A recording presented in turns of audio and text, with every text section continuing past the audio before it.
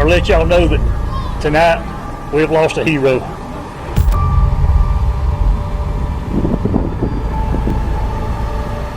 Word is a jail deputy just got found dead right after allegedly confessing he helped Jeffrey Epstein get out. And detectives are already whispering foul play while quietly tailing potential witnesses. And this is exploding at the exact same time insiders are pushing claims that Epstein is alive and hiding. Some online are pushing outlandish theories, among them that Epstein is still alive or that he's logged in on Fortnite. The death in 2019 of convicted sex offender Epstein was ruled a suicide, but after the latest release of more files, images like these have spread widely online, claiming to show Epstein in Israel. And the reason this hits different is because buried in the latest Epstein file releases is something that drags the whole "he killed himself alone" storyline back into the mud.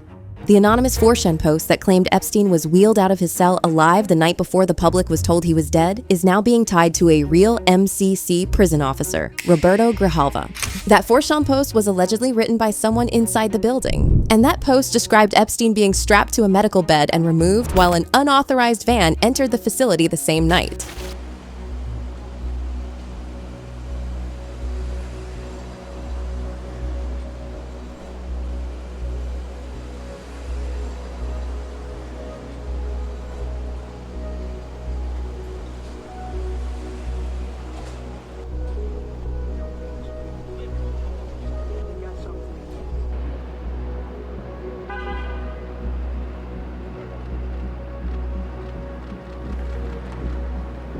Sit with that for a second. If a deputy allegedly just confessed to helping Epstein get out, and that deputy ends up dead, and we already had a prison officer account describing an extraction before the death narrative dropped, then this stops being about a suicide debate. It becomes about whether a removal happened before the body was ever presented. And that's only part of what was buried in those same file releases. Because there was an email allegedly from a former staffer at Epstein's Zorro Ranch claiming 2 foreign girls were buried on orders from Epstein and Madam G, but it didn't stop there. The sender included links to videos, actual links claiming to show Epstein engaging in sex with minors, threesomes, underage girls, and then they demanded 1 Bitcoin in exchange for the full material, 1 Bitcoin. And that email was forwarded directly to the FBI just 3 months after Epstein supposedly died at MCC. So ask yourself, if that material existed and someone inside had it as insurance, then Epstein wasn't just a defendant, he was leverage. And leverage doesn't get buried. Leverage gets protected, and it doesn't stop there. Because while officials have repeatedly said no one entered Epstein's tier that night, newly released Department of Justice material reportedly flags CCTV footage showing an orange figure moving up the L tier stairs around 10:39 p.m. on August 9th. The FBI noted it could possibly be an inmate escorted up, while the Inspector General downplayed it as possibly linen or bedding being carried. Now there's movement on the tier. Missed rounds, malfunctioning cameras, and top officials like Bill Barr publicly claiming no one entered the area, while Dan Bongino said there was video clear as day. Then, when so-called raw footage dropped, people pointed out alleged edits and missing time segments. Metadata reportedly showed multiple modifications. Wired asked the DOJ. DOJ pointed to FBI. FBI declined comment. And as all of that starts getting re-examined, a deputy allegedly confesses involvement and winds up dead. That's not small. And that's when it stops looking isolated. CNN reports that Epstein's former Palm Beach house manager tried to sell the infamous Little Black Book to an undercover FBI agent back in 2009. In the video now circulating from the Epstein Files release, he literally says, "You will see a lot of important people here." He was sentenced to prison for not turning it in, and he died in prison in 2014. Names? Last names? Area codes? Okay. Who created this book? Epstein himself. This book was made by Epstein? This is a video of an FBI sting operation with Jeffrey Epstein's former house manager and an undercover FBI employee from 2009. The Palm Beach house manager, Alfredo Rodriguez, believes he is selling Epstein's address book to someone representing a lawyer of Epstein's victims. You will see a lot of important people here. He claims that the book contains contacts of powerful people, as well as Epstein's victims. So those are mostly underage girls? Line it up. The man who allegedly tried to monetize the Black Book? Dead. The deputy who allegedly confessed to helping Epstein get out? Dead.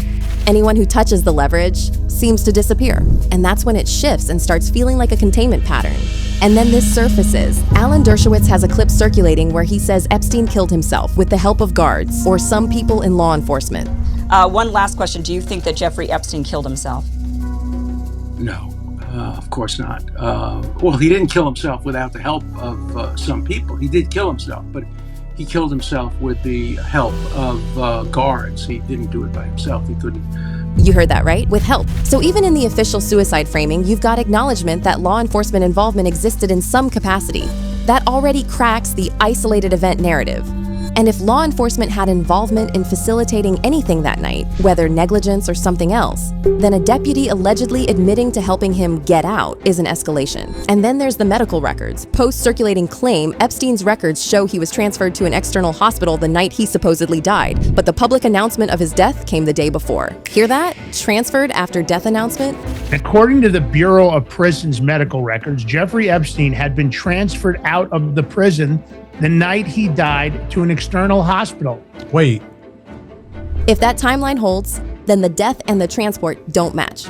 And when timelines don't match in federal custody cases, that's never small.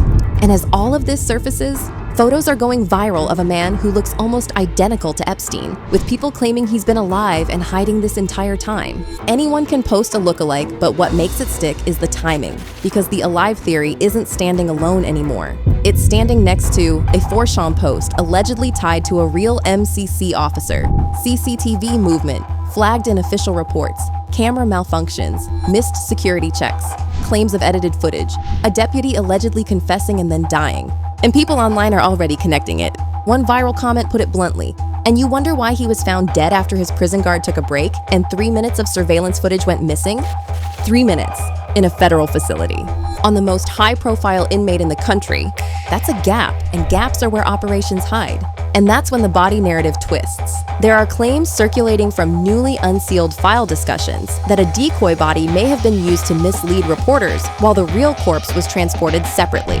If that's even partially true, it explains why confusion around the timeline has never fully gone away. Because to this day, no precise official time of death has been firmly established due to camera malfunctions and missing footage gaps. And then the never-before-seen footage surfaces showing guards rushing around 6:30 a.m., running back and forth between the security desk and Epstein's cell before he was officially declared dead at 6:39 a.m.